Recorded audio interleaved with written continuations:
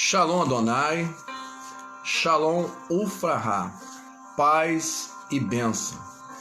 Que o Eterno, que Hashem nos proteja, nos guarde e nos inspire.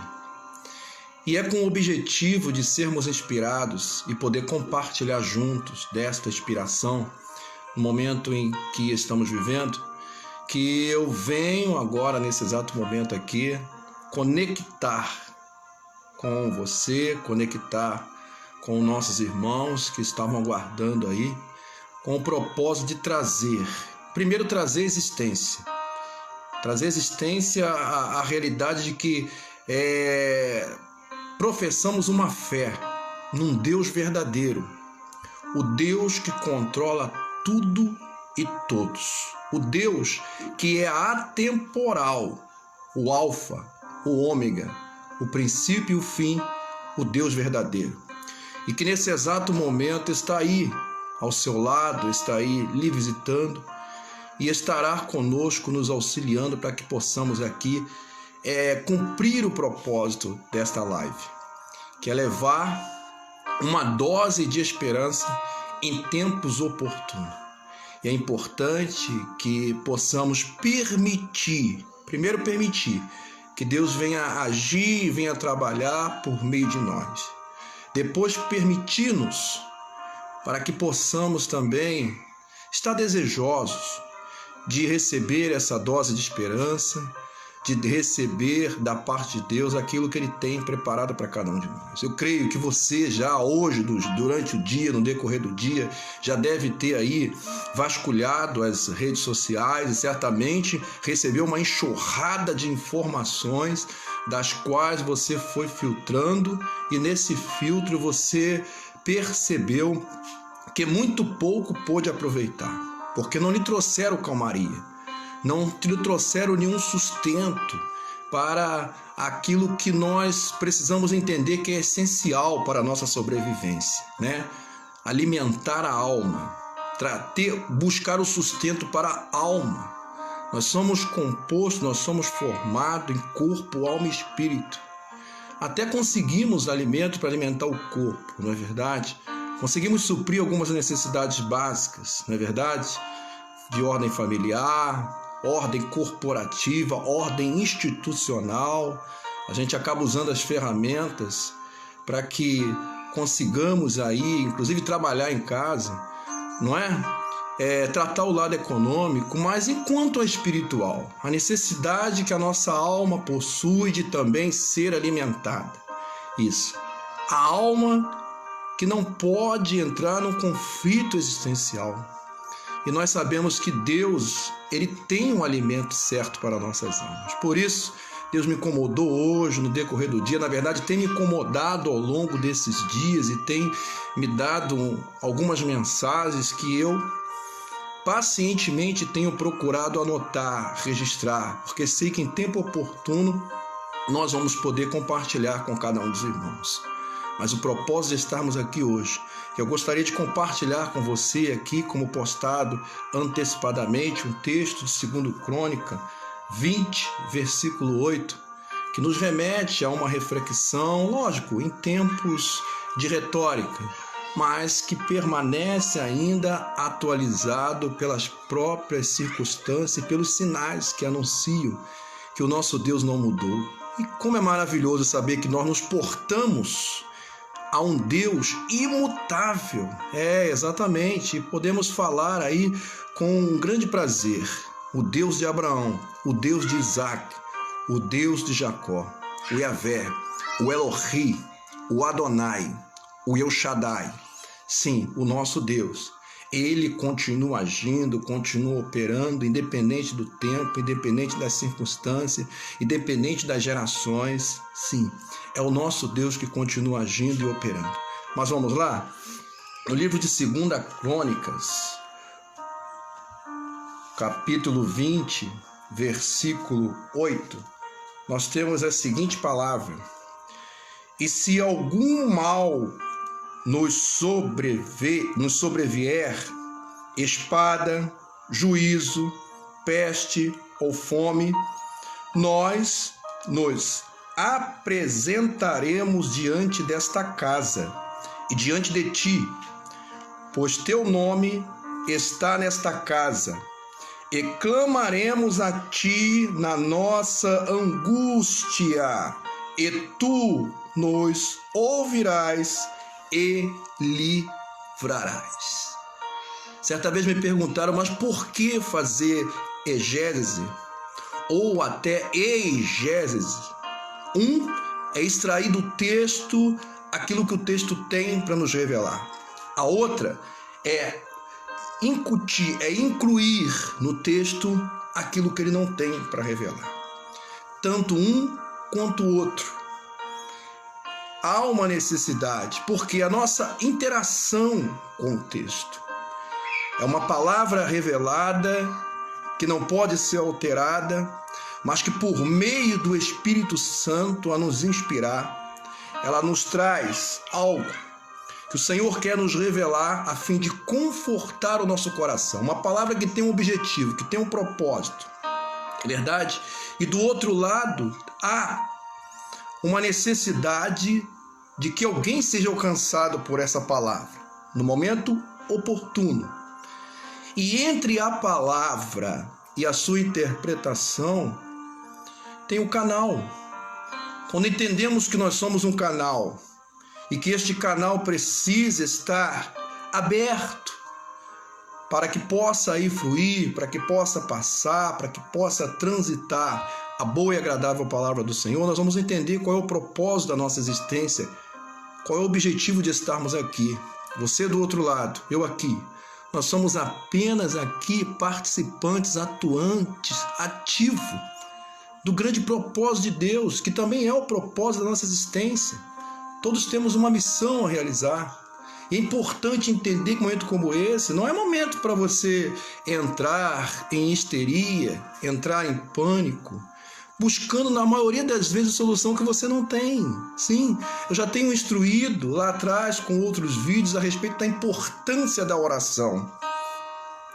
O proeminente escritor John Piper, ele afirma que quem não ora não vive, porque a oração é o que nos mantém em contato, em sintonia com Deus. Não adianta só olhar numa horizontal, à minha volta. Não adianta entender que eu preciso ter um relacionamento à minha volta com o mundo, com o meio ambiente, com as pessoas.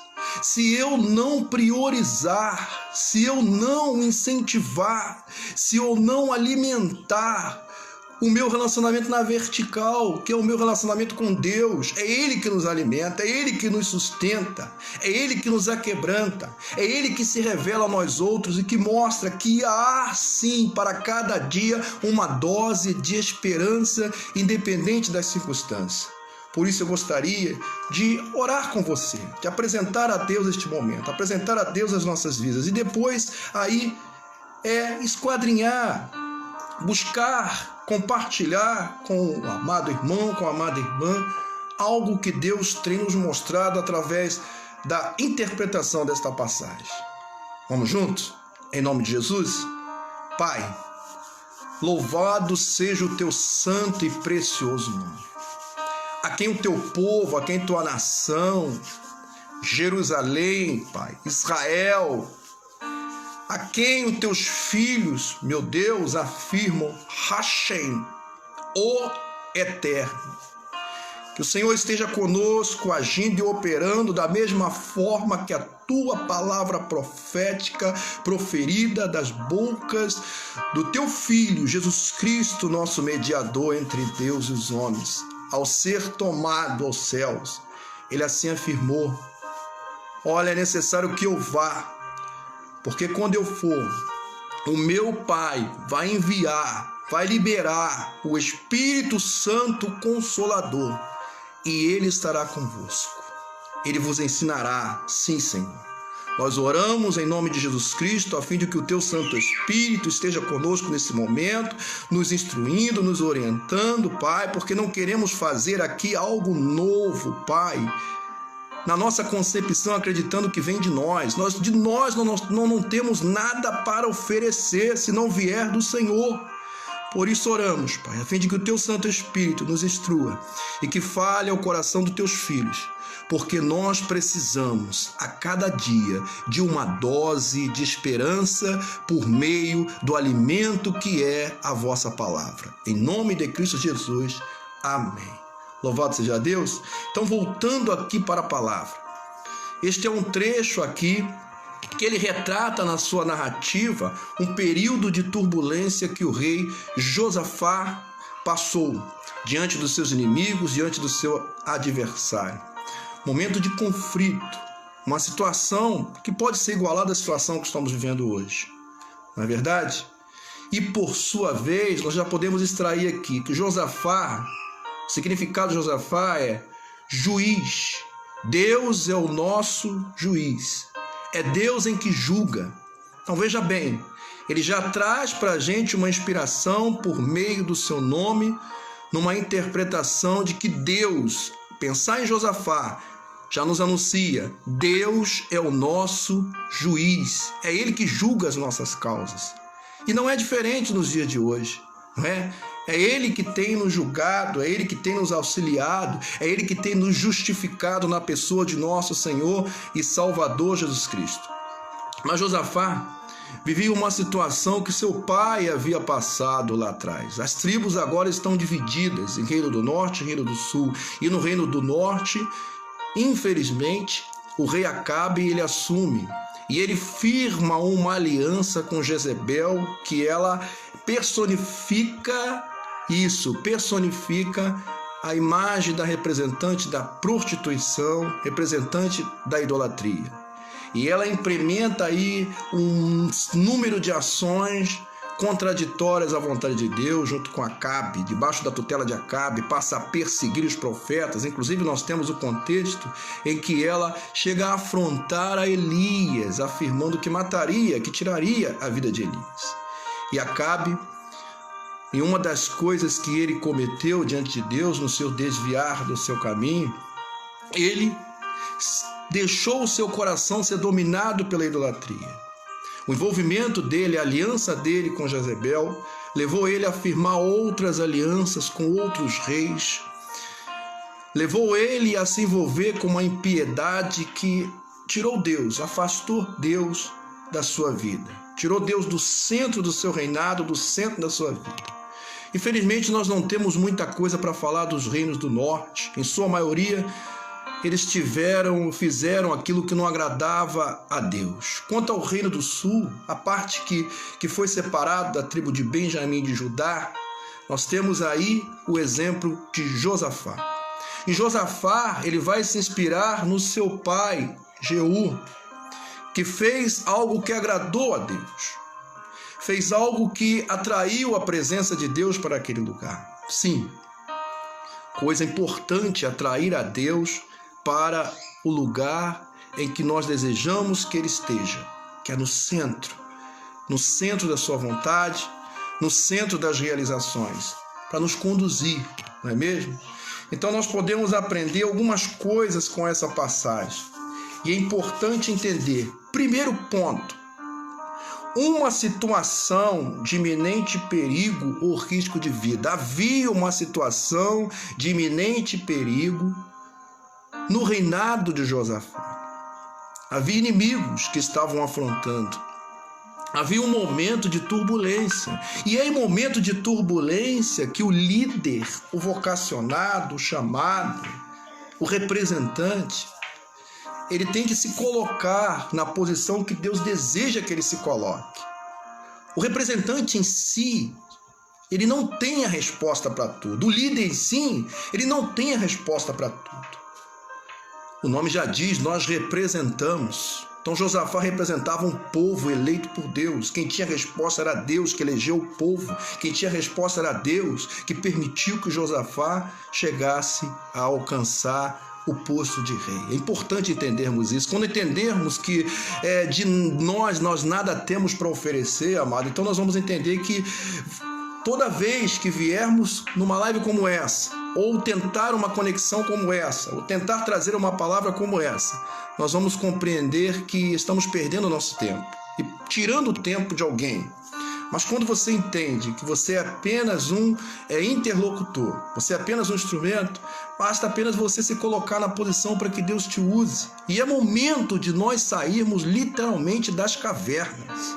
É momento de nós encontrarmos, no meio de tanta desesperança, no meio de iminente perigo, como que está acontecendo agora com esta peste que assola a humanidade, encontrar a posição que o Senhor quer que nós estejamos para que Ele venha nos usar, porque do outro lado existem pessoas que precisam ser alcançadas. Então veja bem, um momento de iminente perigo, risco à vida, é nessa hora que o líder ele tem que buscar aquele que tem a resposta. Ele tem que apresentar ao povo aquilo que não vem dele porque ele não tem resposta. E um acontecimento como esse, que já está com toda clareza, a resposta não vem do homem, não virá do homem. É hora de você, como representante, como arauto do rei, isso, como interlocutor, como vocacionado, como escolhido, como separado, como agraciado. Você sabe o que significa ser agraciado? Você sabe o que significa ser incluído? Você sabe o que significa ser abraçado? Você sabe o que significa ser envolvido? Significa dizer que o Senhor te escolheu, que o Senhor se separou, que o Senhor providencia a tua proteção, para que você possa representá-lo aqui nesta terra. Sim, as pessoas que olhar para você não vê o desespero, pelo contrário, vê uma dose de esperança. Então, segundo ponto, eu gostaria de destacar com você aqui. Apresentar diante desta casa e diante de ti. Veja bem, uma situação de iminente perigo, uma situação que requer um posicionamento que Deus está querendo do seu povo nesses últimos dias, que por sinal é o princípio das dores. Uma outra mensagem a gente pode explanar mais à frente, comentando e trabalhando sobre o Apocalipse. Vivemos no princípio das dores. Sim, ainda não é o fim, mas é o princípio. Isso serve como alerta para que você desperte, para que você acorde, para que você se posicione como igreja. Sim, entenda que igreja é você aonde você estiver, independente das circunstâncias, independente do tempo, independente da sua real situação, você é igreja. Então veja bem, o segundo ponto aqui que eu quero dividir com os irmãos é apresentar diante desta casa e diante de ti. Que casa era essa? Era o tabernáculo. Para que servia o tabernáculo? Para tabernacular. O que significa tabernacular? Desenvolver relacionamento com Deus. No tabernáculo, o lugar que simbolizava a presença de Deus, o lugar que Deus se manifestava. E quem teria que entrar nesse tabernáculo? Pessoas santificadas, pessoas que se separavam, pessoas que se preparavam para aquele momento. O tabernáculo, lugar da presença de Deus, para tabernacular, ter um relacionamento. Quem tem o relacionamento? O povo de Deus com o seu Deus. O tabernáculo, ele só existia para que houvesse esse relacionamento. Então hoje é bom a gente refletir, muito bem, refletir sobre o verdadeiro conceito do prédio, das instalações, das instituições, dos espaços físicos que nós nos reunimos por uma questão de necessidade associativa, lugar de prestação de culto, lugar de relacionamento, e entender que momentos como esse, muitos entram em conflito. E agora? Não tenho mais aquele espaço. E agora? Não posso mais me locomover. E agora? Não posso mais interagir. Quem disse que você não pode fazer isso? Amado, se preocupe em ser e não apenas ter. Não adianta ter um espaço, não adianta ter um lugar de aglomeração se você não é no teu íntimo igreja. Assume o seu posicionamento. Você é igreja, independente do lugar, independente das circunstâncias. Pode nos faltar o espaço, pode nos faltar um ambiente, pode nos faltar o meio, mas não vai faltar a presença de Deus para aquele que abrir o seu coração e clamar a Ele. Então o propósito de estar no tabernáculo é buscar e cultivar esse relacionamento com Deus. Aleluia! Então vamos mais à frente aqui. Está escrito, porque Jesus nos chama a atenção, que Ele também quando aqui esteve, ele foi ao templo, não é? E lá ele não teve a visão que ele esperava ter. Ele viu que a casa dele, ele viu que o templo dele, ele viu que o tabernáculo dele, instituído para um relacionamento com Deus, um lugar de inclusão, um lugar de esperança para aqueles que necessitavam, não estava cumprindo mais a função, não estava mais relacionando aquele ambiente com o que deveria acontecer, pelo contrário. Foi um dos poucos momentos que a Bíblia nos mostra que Jesus ele demonstrou uma certa inquietude. E ele agiu até com energia. Quando ele, olhando aquele comércio ali, sim, tinha comércio de tudo, desde passarinhos pequenos, pombinhas, com preço menor, até um sacrifício maior, porque havia necessidade de sacrificar para a remissão dos pecados, assim, de acordo com a lei. E o sacerdote era o representante, mas o sacerdote também não cumpria mais a função que deveria cumprir, o sacrifício não cumpria mais a função que deveria cumprir, o lugar não cumpria mais a função que deveria cumprir, enfim, os líderes não cumpriam mais a função que deveria cumprir, enfim, a igreja, o povo, a relação estava estremecida. Então Jesus, com energia, chegou jogando aquilo tudo por alto e ele afirmou: olha como diz as Escrituras, minha casa será chamada casa de oração para todos os povos. Hoje nós encontramos lugares que eles se reúnem por associações, às vezes até com objetivos e propósitos comuns, né? Tem o mesmo propósito, o mesmo pensamento, a mesma ideia, teologicamente falando, e aí forma aquele lugar. Mas com o passar do tempo você vai se aperceber que a função, não é? Que a essência, que a razão de existir aquele espaço, que a razão de existir aquele lugar, ela já está fora daquilo que ela se propôs no nascedouro. Peste como essa, momentos como esse, serve para a gente entrar numa reflexão profunda. Afinal de contas, o lugar, o ajuntamento, não é? Aquilo que estamos vivendo, reflete realmente a essência daquilo pelo qual foi criado, foi instituído, ou nós precisamos voltar? De vez em quando a palavra de Deus nos lança num conflito existencial, nos chamando a voltar ao primeiro amor, a exercitar isso constantemente.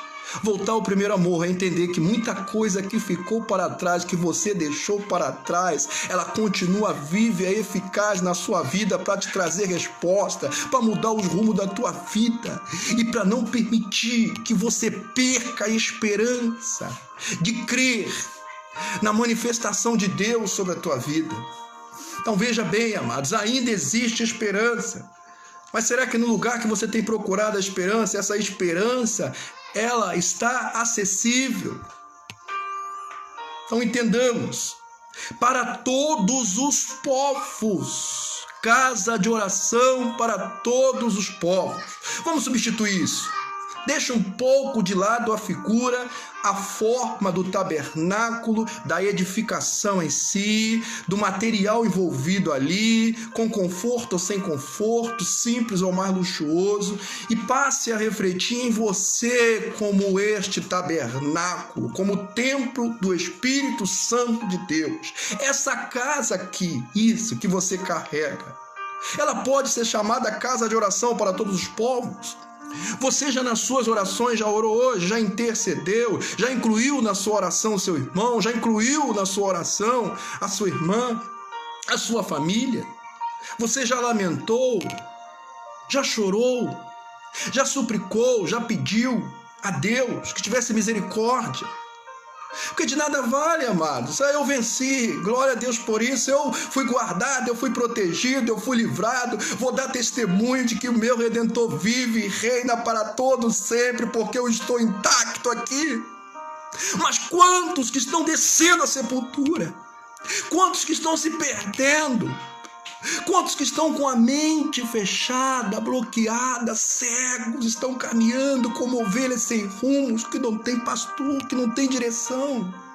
De nada vale uma vitória se eu não posso compartilhar. De nada vale, amados, eu sair ileso se eu não cumprir o meu propósito aqui na terra. Qual é o propósito da igreja hoje? Qual é o propósito dos templos, das edificações, daqueles que ali se acomodam? Qual é o propósito? Não é apenas para olhar como o irmão, como a irmã está agindo, como o irmão, a irmã está vestido, como ele está vivendo. Não, o propósito é levar as boas novas do reino dos céus àquele que perece.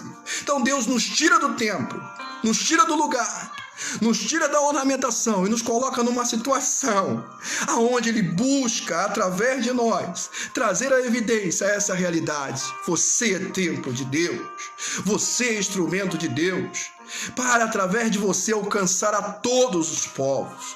Glórias a Deus por isso. Quarto ponto: chamar a ti na angústia, e tu nos ouvirás e nos livrarás. Então veja bem comigo aqui, ó. Primeiro, uma situação iminente, de iminente perigo, peste, que estamos atravessando, risco de vida.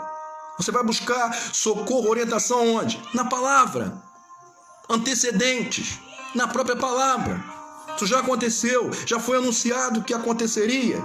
Estamos vendo o princípio das dores. Vamos buscar solução aonde? Nos homens? Nas autoridades instituídas? Não. É hora de você buscar em Deus, no autor desta palavra, que já deixou aqui registrado, para que nós pudéssemos hoje, num momento como esse, meditar e buscar a solução. Segundo ponto: apresentar diante desta casa, no Antigo Testamento, segundo a lei, este tabernáculo é o lugar, hoje, as boas novas do reino dos céus. Nós temos a graça instituída. E se existe algo que nos aproxima de Deus, porque as nossas iniquidades, elas fazem separação entre nós e o nosso Deus, amado. Mas Jesus Cristo te fez sacrifício vivo e eficaz para nos alcançar. O sacrifício de Cristo na cruz, ele é suficiente para todos, mas ele é eficiente para aqueles que o aceitam. Você precisa sair do grupo de todos e entrar no grupo daqueles cuja eficiência do evangelho está alcançando, porque você o aceitou, porque você reconheceu a ele. Então é momento desse reconhecimento. Louvado seja Deus. Quarto, chamar a ti, clamar a ti. Quando eu entendo que o clamor tem que sair daqui, eu acho até interessante, porque essa hora, se você for lá no lugar de prestação de culto, você vai ver um silêncio, não é? Vai ver um clima até de velório, de funeral.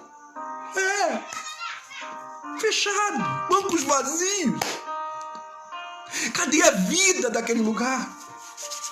A vida está em você. Nós temos desprezado a dádiva que Deus nos deu. É uma dádiva extraordinária, a dádiva da graça de Deus, a vida. Deus nos deu a vida. Você é este templo. É por você que o Senhor quer transmitir aos outros o que é ser igreja. Sim, com toda a essência. Então é com este pensamento que você vai clamar, e que o Senhor vai te ouvir, e que o Senhor vai te livrar, assim como Deus, na narrativa, ouviu Josafá e o socorreu em momento de angústia. Mas eu gostaria aqui de te apresentar algumas coisas que Josafá fez, porque todas as vezes que nós desejamos que Deus nos ouça, nós precisamos nos colocar na vontade dele. E situações como essa servem para a gente refletir: será que a vontade que eu estou realizando é de Deus ou é minha vontade? Veja bem, qual foram as realizações deste rei? Primeiro, ele combateu a idolatria. Sim, é uma coisa que Deus não divide com mais ninguém, meu amado. Ele não divide a sua glória com mais ninguém. Nós tivemos aí uma interpretação de um suposto Jesus, e eu quero afirmar para você com convicção nessa Sagrada Escritura que o meu Jesus Cristo, que o teu Jesus Cristo, que o nosso Senhor não é o Senhor que foi apresentado como símbolo na avenida ou em qualquer outro lugar. Não. O nosso Jesus é um Jesus verdadeiro. É um Jesus que está acima de tudo e está acima de todos e não pode ser desprezado, menosprezado ou descredenciado ou qualificado, não. Jesus é o único mediador entre Deus e os homens. E nesta hora, os mesmos que simbolizaram Jesus sendo arrastado por aquela avenida, são os mesmos que estão clamando e que vão clamar por misericórdia, para que Ele os alcance, para que Ele os livre. Mais uma coisa, destruiu todos os altos. A Bíblia nos fala que nós temos que guardar o nosso coração, que é da onde procede todo o mal. Coração é o teu primeiro altar que você tem que preparar para Deus habitar. Ele não habita mais em templos feitos pela mão do homem. Ele habita aqui, ó. Mas aqui existe um altar, o coração, que na maioria das vezes precisa ser mudado.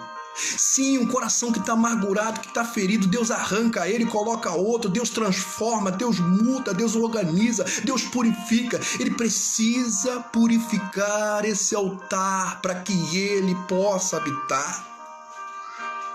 Esses altares lá que foram destruídos, eles simbolizam hoje alguns altares aqui no nosso coração que precisam também ser derribados para que o altar verdadeiro de adoração ao nosso Rei possa ser edificado. Terceiro, quebrou as estátuas. Derrotou Edom, uma cidade fortificada que saqueava, perseguia e destruía Israel. Um inimigo considerado poderoso naquela época, mas que Deus entregou em suas mãos. Ele fez reformas políticas, ele fez reformas no seu reino, mas sobretudo ele fez reformas religiosas, levando o povo a voltar ao princípio de tudo. A palavra de hoje, que eu quero encerrar compartilhando com você, necessário é voltar ao princípio de tudo. Você lembra?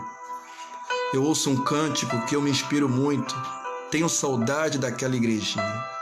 Não que nós não devamos crescer, não que nós não devamos expandir, pelo contrário, quiséramos que todos os lugares de grande tamanho e proporções nessa cidade fossem lugares para abrigar um povo louvando, um povo adorando. Mas momento como esse, é o momento de você refletir. Pode mudar o espaço, pode ser ampliado, pode mudar o alcance, mas a essência jamais. Eu ainda me lembro a essência daquela igrejinha que nós cantávamos, que nós olhávamos para os irmãos e víamos na face dele uma sinceridade, um envolvimento tão grande, tão extraordinário, capaz de mudar a vida. Aqui está falando alguém que entrou um dia numa igrejinha como essa, desenganado pela medicina, e voltou curado para o seu lar, para os braços dos seus pais, e hoje está aqui, levando a você essa mensagem. Eu não estaria aqui se não fosse a essência encontrada nessa igrejinha.